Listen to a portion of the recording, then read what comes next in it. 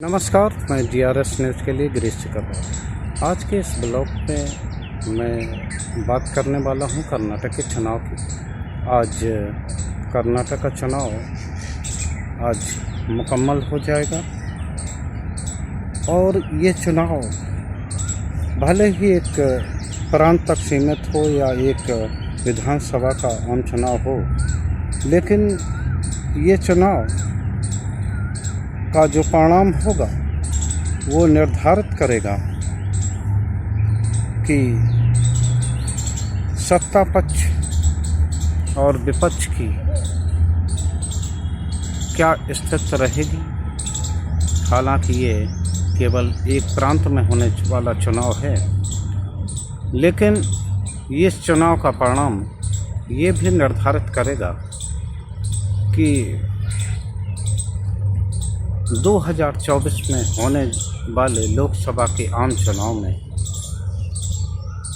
क्या स्थिति बनेगी। एक तरह से ये चुनाव परिणाम विपक्ष एवं सत्ता पक्ष की रोड मैप को निर्धारित भी करेगा।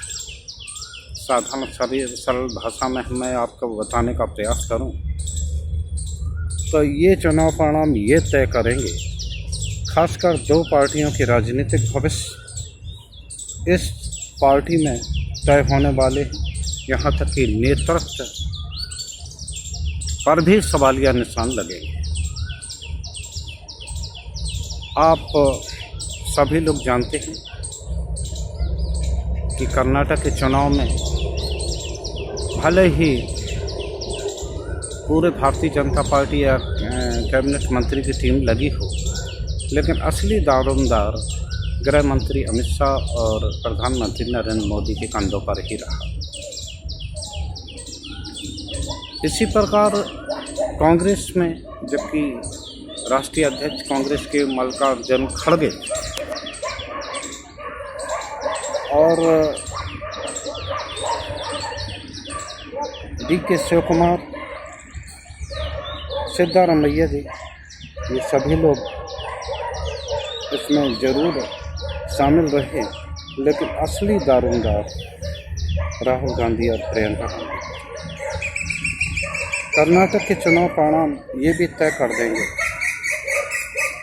कि कौन सा फकीर झोला उठा के अपने घर को जाएगा या किस राजनीतिक दल से उसकी पकड़ छूटने वाली है। चुनाव परिणाम के लिए सभी लोग बेचैन हैं। राजनीतिक दलों को जितनी चिंता है, उससे ज़्यादा विपक्ष को कर्नाटक के चुनाव को लेकर चिंता है, क्योंकि कर्नाटक के चुनाव का परिणाम विपक्ष की एकता के लिए भी एक धुरी साबित होगा और विपक्ष में कांग्रेस की स्वीकार्यता बढ़ाएगा। दूसरी ओर यही चुनाव परिणाम सत्ता पक्ष के लिए बूमरंग साबित होंगे, क्योंकि अगर भारतीय जनता पार्टी दोबारा सत्ता में आने में असफल रहती है और उसकी हार होती है, तो निश्चित तौर पर दल के भीतर नरेंद्र मोदी और अमित शाह की रणनीति को तो झटका लगेगा ही, इनके नेतृत्व पर भी सवालिया निशान उठेंगे। तो आज कर्नाटक में मतदान की तिथि है और इस चुनाव में क्या होने वाला है, अभी तो चुनावी शोर रहा, अभी तक ये दिखाई देता रहा। पिछले चुनाव परिणाम की हम समीक्षा करें तो कांग्रेस वहाँ बढ़त में पहले भी थी सन 2018 में, और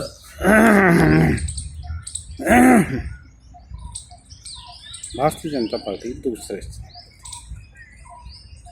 अब की बार भी लगभग यही परिणाम दोहराने जाने की संभावना है, क्योंकि कांग्रेस की जो सरकार जोड़ तोड़ से बनी थी, उस सरकार ने 40% कमीशन के बल पर अपनी सरकार तो चलाई, कार्यकाल पूरा किया, लेकिन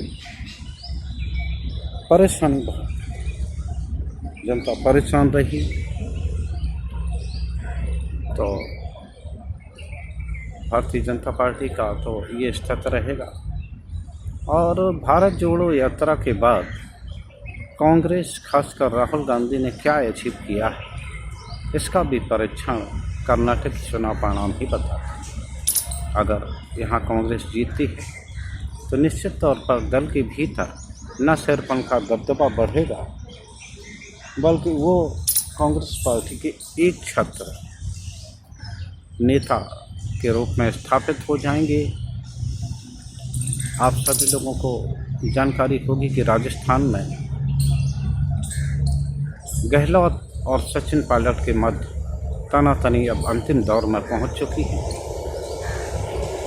2 दिन पूर्व मुख्यमंत्री गहलोत ने वसुंधरा राजे सिंधिया की तारीफ की और अपने ही दल के लोगों पर अपनी सरकार को अस्थिर करने का आरोप लगाया था। कल सचिन पायलट ने बाकायदा प्रेस कॉन्फ्रेंस करके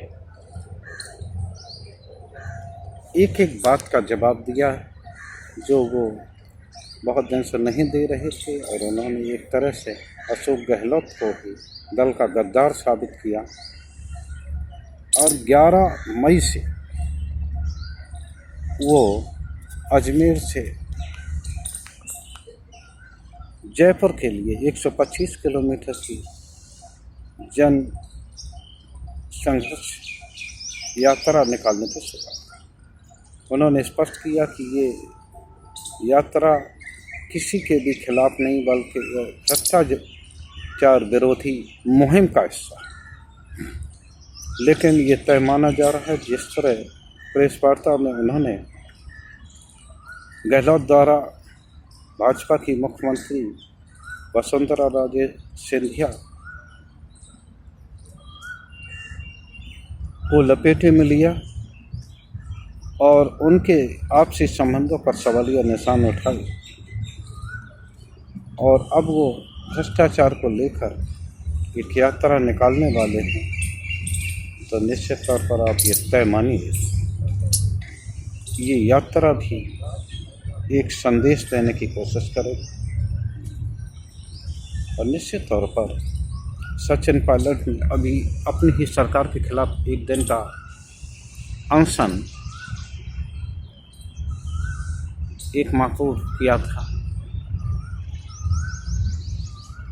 उसी प्रकार का उनका ये आंदोलन है। निश्चित तौर पर वो एक संदेश देने की कोशिश करेंगे, क्योंकि दिसंबर माह में राजस्थान के भी चुनाव है।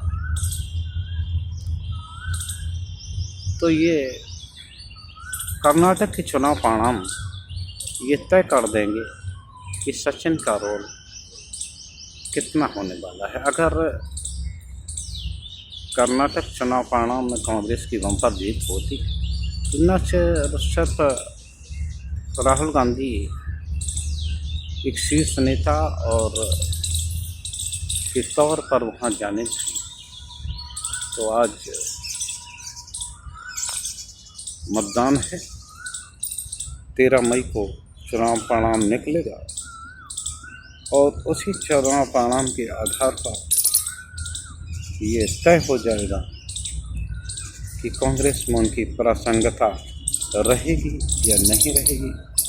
भारतीय जनता पार्टी ने भी कर्नाटक चुनाव के परिणाम को लेकर चुप की। भले ही वहाँ केंद्रीय मंत्री आई, 4 जगह के प्रांतों के मुख्यमंत्री आए, लेकिन असली जो भूमिका रही वो प्रधानमंत्री मोदी और गृह मंत्री अमित शाह की। तो निश्चित तौर पर इस चुनाव परिणाम से सफलता से उनका कद बढ़ेगा और वो 2024 की योजनाओं के लिए भी मजबूती से अपनी बात अपने दल के अंदर रख पाएंगे। लेकिन अगर विपरीत चुनाव परिणाम आते हैं तो भारतीय जनता पार्टी में वो धड़ा सशक्त हो जाएगा जो मोदी को पसंद नहीं करता। आज मतदान का अवसर है। 13 को चुनाव परिणाम आएंगे और ये निर्धारित करेंगे कि किस फकीर को झोला उठा के अपनी रणनीति को समेटना है और कौन ऐसा है जो दल में अपनी पकड़ बना पाएगा। आज के ब्लॉग में बस इतना ही। जय हिंद, जय भारत।